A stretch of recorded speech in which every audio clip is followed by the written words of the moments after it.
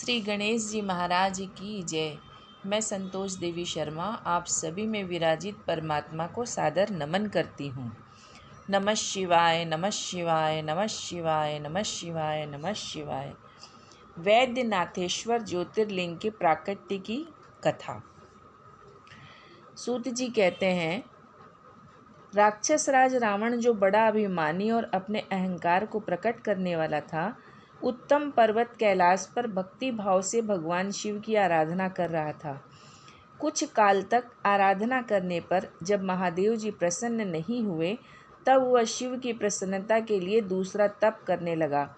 पुलस्त्य कुल नंदन श्रीमान रावण ने सिद्धि के स्थानभूत हिमालय पर्वत से दक्षिण वृक्षों से भरे हुए वन में पृथ्वी पर एक बहुत बड़ा गड्ढा खोदकर उसमें अग्नि की स्थापना की और उसके पास ही भगवान शिव को स्थापित करके हवन आरंभ किया। ग्रीष्म ऋतु में वह 5 अग्नियों के बीच में बैठता, वर्षा ऋतु में खुले मैदान में चबूतरे पर सोता और शीतकाल में जल के भीतर खड़ा रहता। इस प्रकार 3 प्रकार से उसकी तपस्या चलती थी। इस रीति से रावण ने बहुत तप किया, तो भी दुरात्माओं के लिए जिनको रिझाना कठिन है, वे परमात्मा महेश्वर उस पर प्रसन्न नहीं हुए। तब महामनस्वी दैत्यराज रावण ने अपना मस्तक काटकर शंकर जी का पूजन आरंभ किया। विधि पूर्वक शिव जी की पूजा करके वह अपना एक एक सिर काटता और भगवान को समर्पित कर देता था। इस तरह उसने क्रम से अपने 9 सिर काट डाले। जब एक ही सिर बाकी रह गया, तब भक्तवत्सल भगवान शंकर संतुष्ट एवं प्रसन्न हो वहीं उसके सामने प्रकट हो गए। भगवान शिव ने उसके सभी मस्तकों को पूर्ववत निरोग करके उसे उसकी इच्छा के अनुसार अनुपम उत्तम बल प्रदान किया।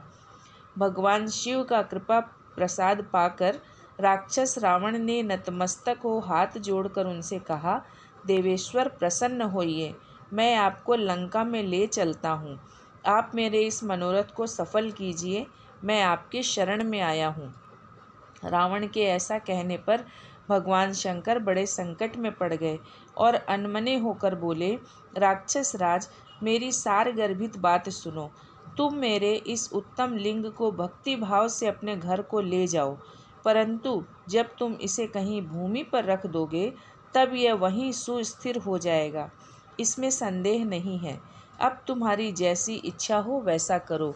सूत जी कहते हैं, ब्राह्मणों, भगवान शंकर के ऐसा कहने पर राक्षस राज रावण बहुत अच्छा कह वह शिवलिंग लेकर अपने साथ लेकर अपने घर की ओर चला, परंतु मार्ग में भगवान शिव की माया से उसे मूत्रोत्सर्ग की इच्छा हुई।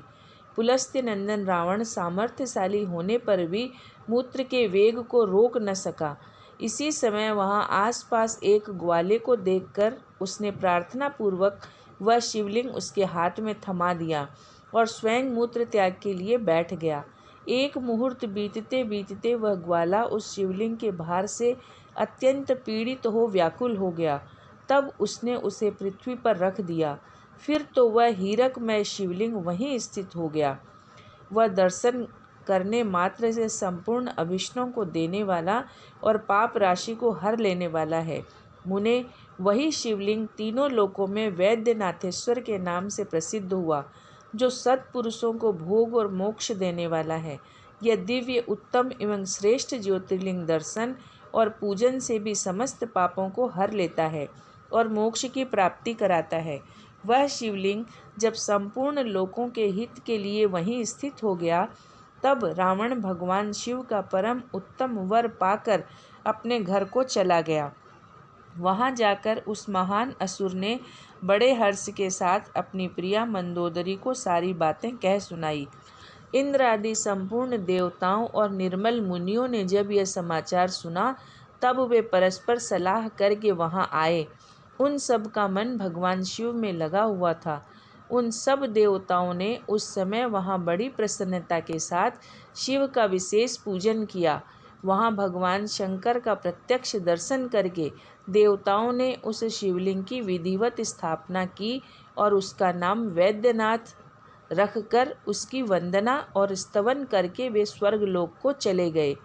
ऋषियों ने पूछा, सूत जी, जब वह शिवलिंग वहीं स्थित हो गया तथा रावण अपने घर को चला गया, तब वहाँ कौन सी घटना घटित हुई, यह आप बताइए। सूत जी ने कहा, ब्राह्मणों, भगवान शिव का परम उत्तम वर पाकर महान असुर रावण अपने घर को चला गया। वहाँ उसने अपनी प्रिया से सब बातें कही और वह अत्यंत आनंद का अनुभव करने लगा। इधर इस समाचार को सुनकर देवता घबरा गए कि पता नहीं यह देवद्रोही महादुष्ट रावण भगवान शिव के वरदान से बल पाकर क्या करेगा। उन्होंने नारद जी को भेजा। नारद जी ने जाकर रावण से कहा, तुम कैलाश पर्वत को उठाओ, तब पता लगेगा कि शिवजी का दिया हुआ वरदान कहाँ तक सफल हुआ। रावण को यह बात जच गई। उसने जाकर कैलाश को उखाड़ लिया। इससे सारा कैलाश हिल उठा। तब गिरिजा के कहने से महादेव जी ने रावण को घमंडी समझकर इस प्रकार शाप दिया। महादेव जी बोले, रे दुष्ट भक्त दुर्बुद्धि रावण, तू अपने बल पर इतना घमंड न कर। तेरी इन भुजाओं का घमंड चूर करने वाला वीर पुरुष शीघ्र ही इस जगत में अवतीर्ण होगा।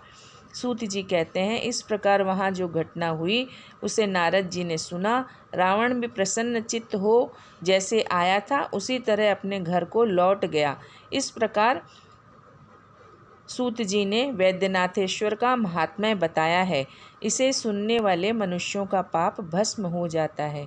नमः शिवाय, नमः शिवाय, नमः शिवाय, नमः शिवाय, नमः शिवाय।